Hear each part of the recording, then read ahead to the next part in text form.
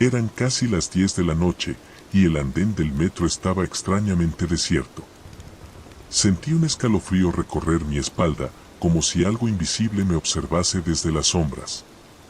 Había tomado esa línea cientos de veces, pero esa noche algo no estaba bien. Soy un habitual del metro de Ciudad de México. Lo uso para ir y venir del trabajo, visitar amigos o simplemente explorar la ciudad. Conozco bien las líneas y los vagones llenos de vida, pero aquella noche todo se sentía diferente. Había un aire de inquietud que no podía explicar. Como si algo estuviera esperando en las profundidades de los túneles. Decidí tomar la línea 2, una de las más concurridas, pero sorprendentemente vacía esa noche. Al subir al vagón, noté que solo había un par de personas más, todos con la mirada perdida, como si no estuvieran realmente allí.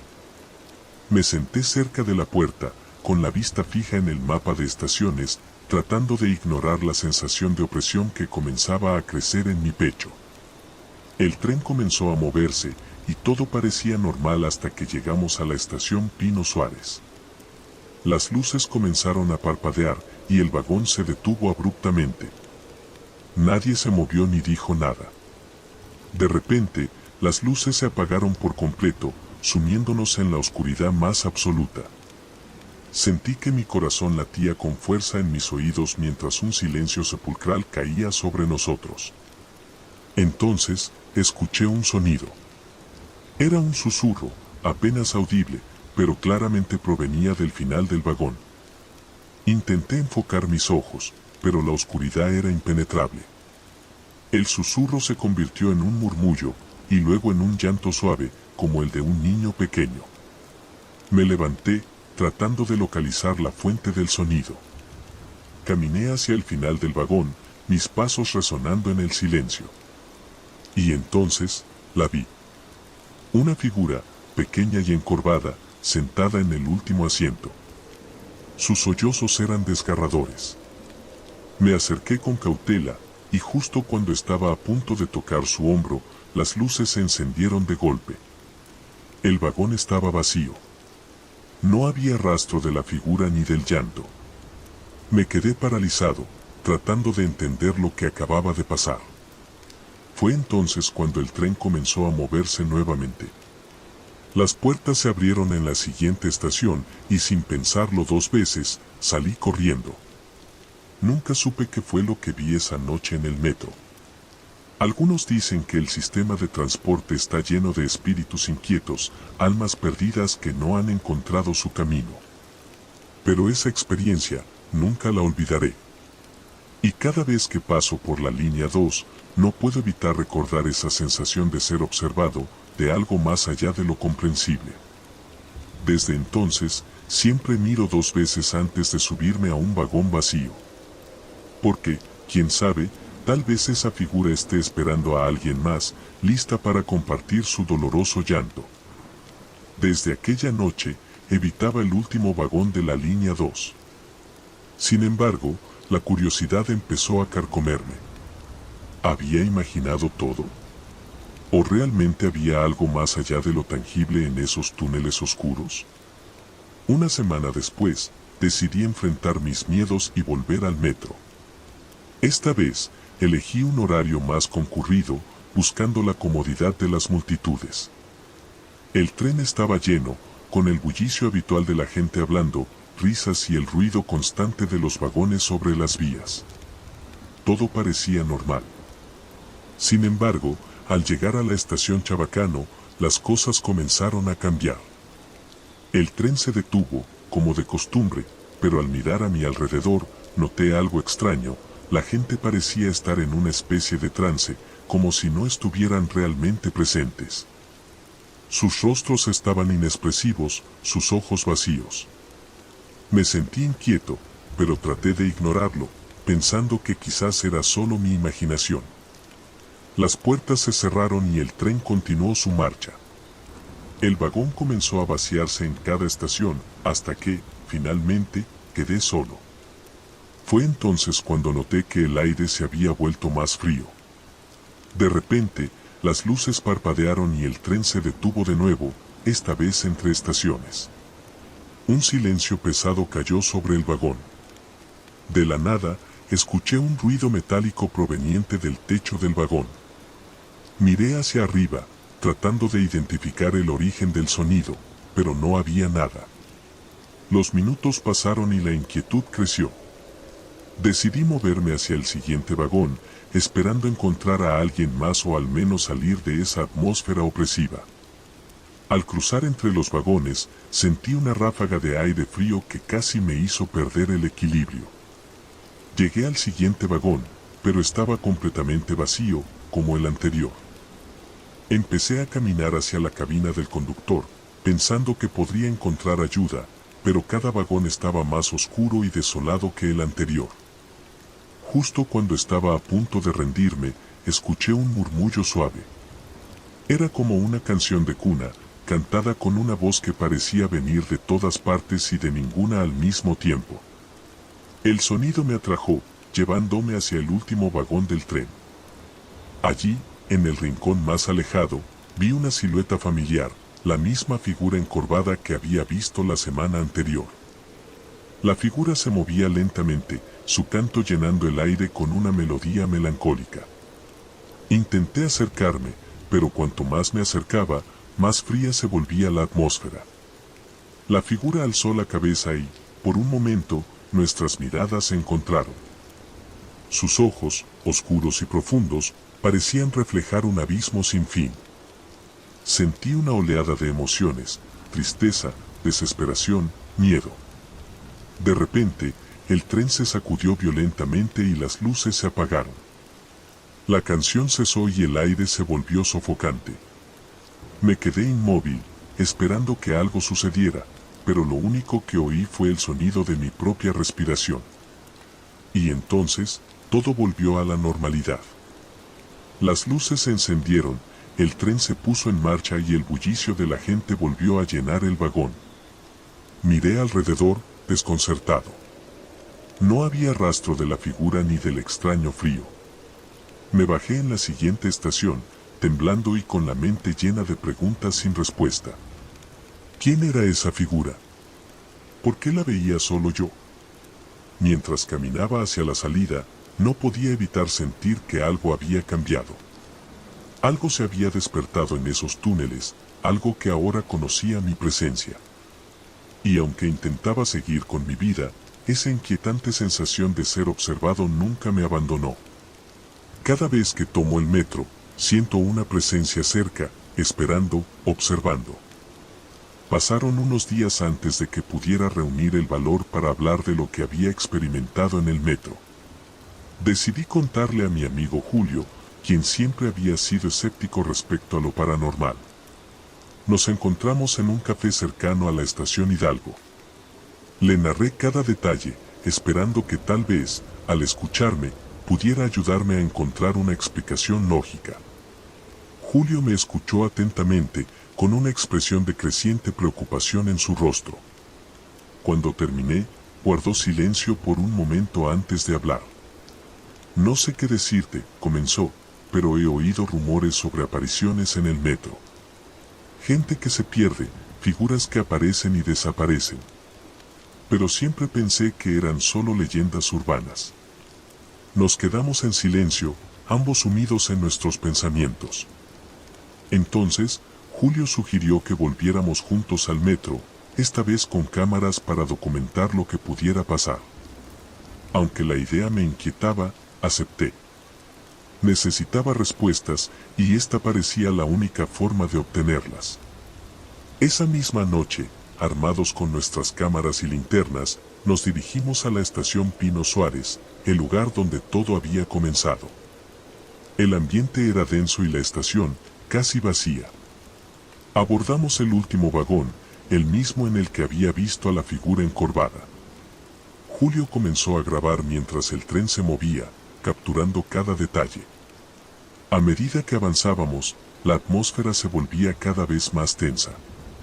El vagón estaba extrañamente silencioso, y aunque no había nadie más con nosotros, sentía una presencia.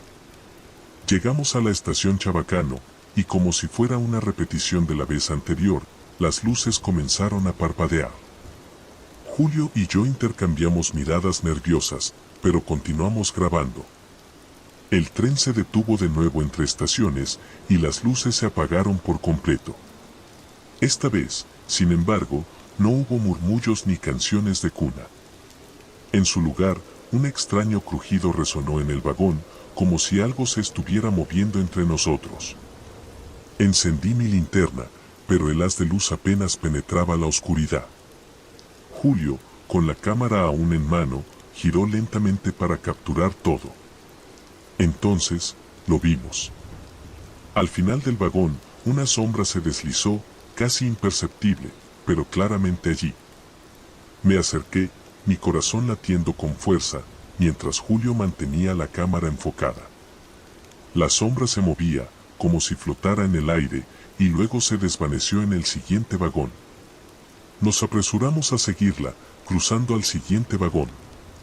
El frío se intensificó y la sensación de opresión se hizo más fuerte. La sombra estaba allí, esperándonos. Esta vez, su forma era más definida, más humana. Alzamos las cámaras y las linternas, y la figura se giró lentamente hacia nosotros. Sentí un escalofrío cuando vi su rostro, o lo que parecía ser su rostro, una máscara blanca, sin rasgos, con ojos negros vacíos. La figura se quedó inmóvil, observándonos. Julio murmuró algo, pero sus palabras se perdieron en el aire. De repente, la figura comenzó a moverse hacia nosotros, lenta pero decidida. Retrocedimos, pero el espacio era limitado.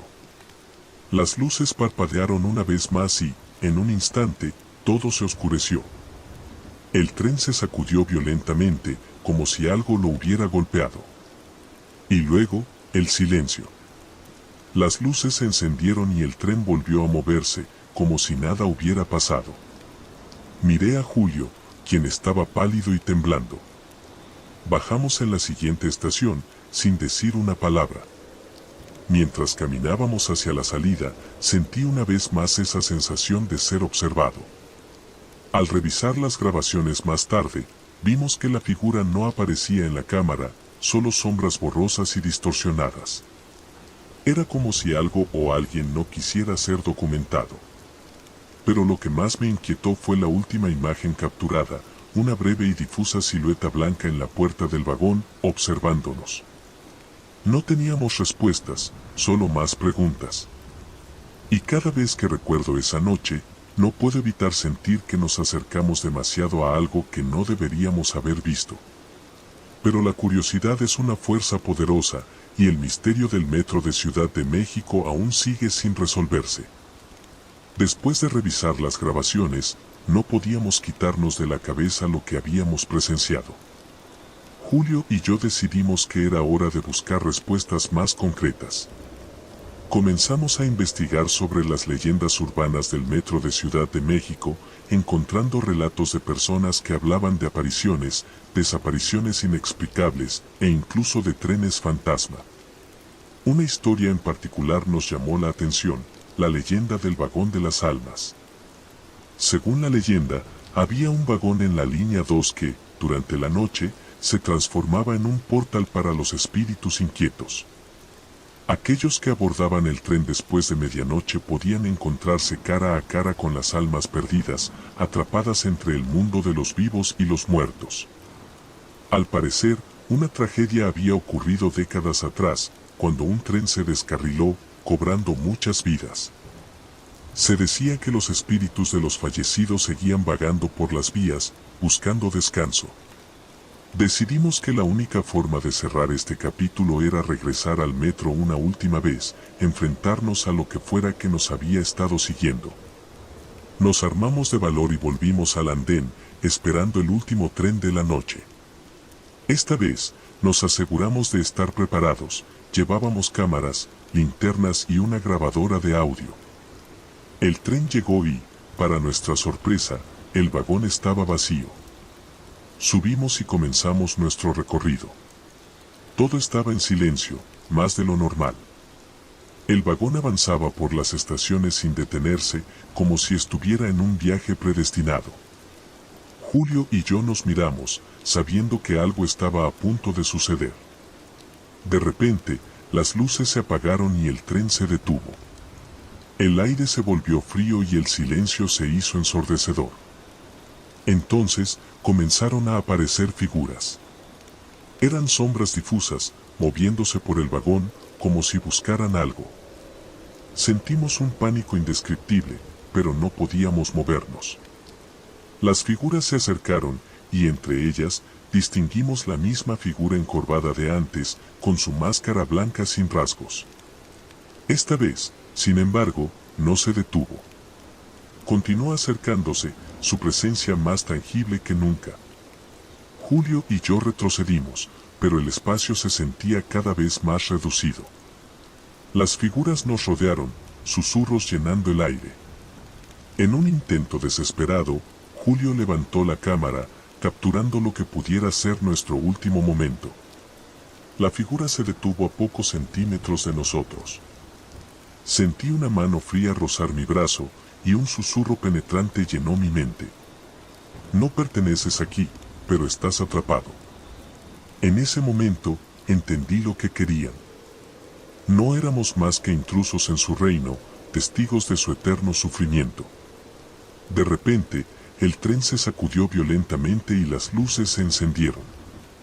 El vagón estaba vacío y el tren se había detenido en la última estación. Julio y yo salimos tambaleándonos, jadeando por el shock. Las puertas del tren se cerraron detrás de nosotros y se alejó, desapareciendo en la oscuridad de los túneles. Nos quedamos allí, temblando, sin saber qué decir. Revisamos las grabaciones y, como antes, no había rastro de las figuras. Sin embargo, la última grabación de audio capturó un susurro, casi imperceptible: nunca podrás escapar. Esa fue la última vez que tomé el metro de Ciudad de México. Nunca pudimos entender completamente lo que sucedió esa noche, pero una cosa era segura: algo oscuro habitaba esos túneles, algo que no quería ser perturbado. Y aunque nunca nos encontraron pruebas concretas, ambos sabíamos la verdad. Habíamos tocado un velo entre dos mundos, y nunca volveríamos a ser los mismos. Desde entonces, cada vez que paso cerca de una estación del metro, siento una punzada de inquietud. A veces, creo ver sombras en el reflejo de las ventanas del tren, observándome, recordándome que una parte de mí siempre estará atrapada en ese vagón maldito, junto con aquellas almas perdidas que nunca encontraron paz.